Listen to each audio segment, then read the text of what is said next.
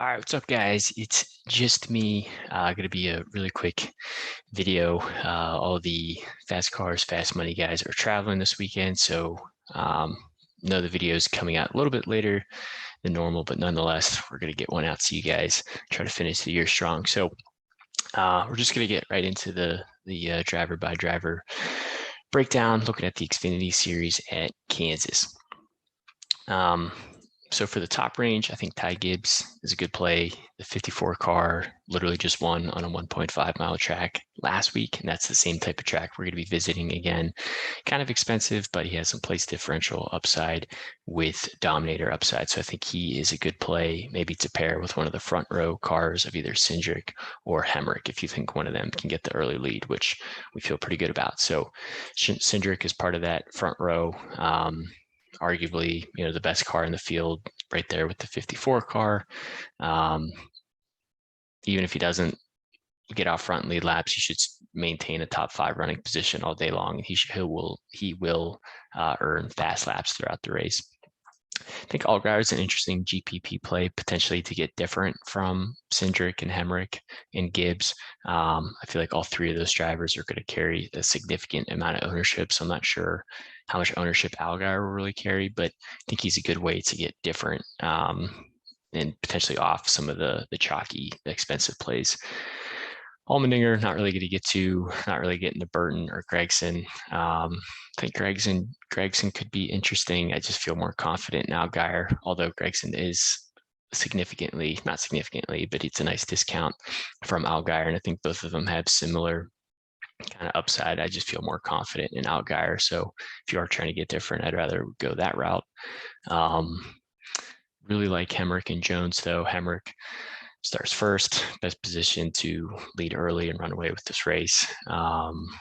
Probably won't finish first, but we don't need him to from a DFS perspective. We just need him to get out front, earn fast laps, run fast laps, which we know that he can do. Also like Brandon Jones, similar play to Gibbs, although Gibbs has the much higher upside than I think Jones has. At least the probability of Gibbs getting out front is a lot higher than Jones. However, both of them are in JGR cars starting right next to each other. And this is a track that Jones usually runs pretty well at. So I like the discount that you're getting for Jones for similar upside, definitely not as high as Gibbs. Gibbs is definitely a much better driver than Jones is as well, but he's an easy guy to fit into your lines. Not going to get to Haley starting 6th. Looking at the 8K range, Herbst is interesting, but $8,900 for a guy that's probably going to ride right around where he starts is not something to get super excited about. But if there's late race restarts or cautions at the end, he's someone who could advance his position and potentially get a top 6, top 8 finish, and that'll work out for you. Moffitt starts a little bit too close. Burton, I think, is potentially interesting, but I'd much rather drop down to get Sam Mayer, who starts one spot further back, and I think has potential higher upside and probably a little bit of better equipment than Burton. Castle's really expensive at $8,100, but basically starts DFL. He's got unlucky with mechanical issues, so I think he has a good chance to avoid the mechanical issues this week and advance his position. When he doesn't have mechanical problems, he usually finishes around 20 to 25th. So you're getting a lot of place differential upside if you elect to go that route. Snyder, RCR car for $7,900. I think that's a pretty good deal, but I'd rather drop down and get Brandon Brown. Both of them have relatively similar upside. I think Snyder has some better finishing potential upside, but I think Brown can earn you 10 plus place differential points and fight for a top 12, and that'll work at his price tag. Not getting to Annette or Anderson today. Garrett Smithley is replacing Carson Ware, and it's crazy the price difference between Ware and Smithley.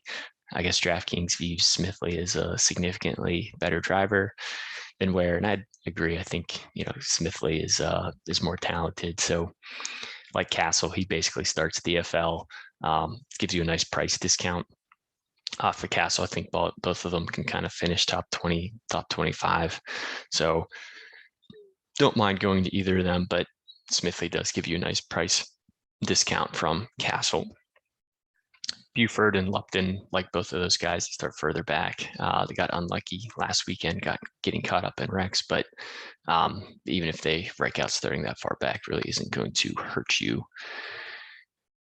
6K range, only really 3 drivers, and it's really just Clements for me here. And this was a playoff driver at the beginning of the playoffs. He's now knocked out of it, but he has kind of top 10, top 12 upside. Patrick's in the same equipment that Brett Moffitt's in, but we haven't really seen the finishes out of him, but he starts 34th in a good equipment. So having him finish 25th isn't the end of the world. He's just a little expensive. Curry was a really good play last week, but he was a good play last week because he started 39th. Potentially could still be a good play this week. He just loses all that place differential upside. So don't expect a similar, DFS points perspective from him like we saw last weekend. Not really getting to anyone else in the 6K range. And then looking at the punts, I think Loris is interesting. He's in the 61 Hattori car, but haven't seen anything about this car yet. He's also replacing Chad Fincham, who I guess is now in the Cup race. So not really sure what to expect in him, but if it is a Hattori, prepared car, it should be pretty fast and have top 25 speed. And he starts further back, and that's kind of what you want for punt plays. You just want to grab guys who start in the back. And then I think David Starr would be my other potential punt play. He has a new sponsor this weekend. They've been talking about the car on Twitter. So yeah, I know that was a really quick rundown. All this stuff is on Twitter. It's at FastCarsFM. Drop any comments, questions below. The Cup video is already up on our page as well, but that'll do it for this weekend. And hopefully once we get to Martinsville next weekend, we'll get back to normal. We'll have all 3 series back on track, but good luck.